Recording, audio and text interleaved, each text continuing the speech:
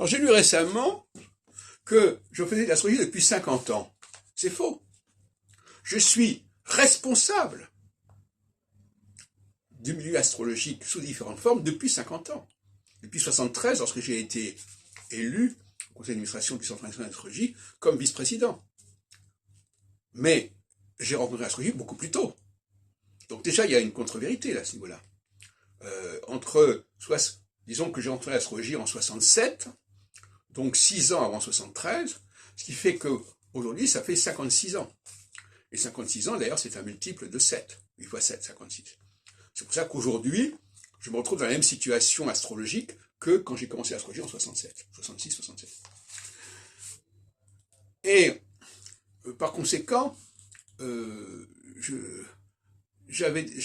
pourrais même dire que, en fin de compte, j'ai émergé dans le milieu astrologique en 71-72, avec la découverte de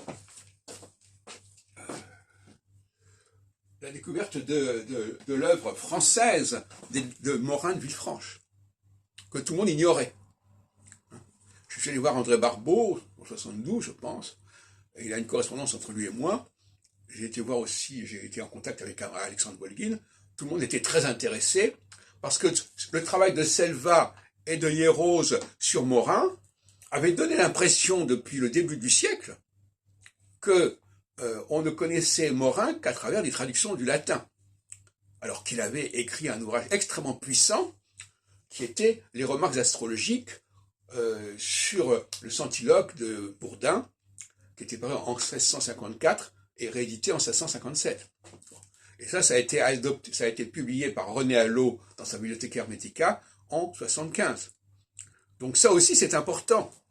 Et donc, je crois que c'est ma première chose que j'ai faite, c'est de m'apercevoir à quel point le milieu astrologique était dans une forme d'incurie.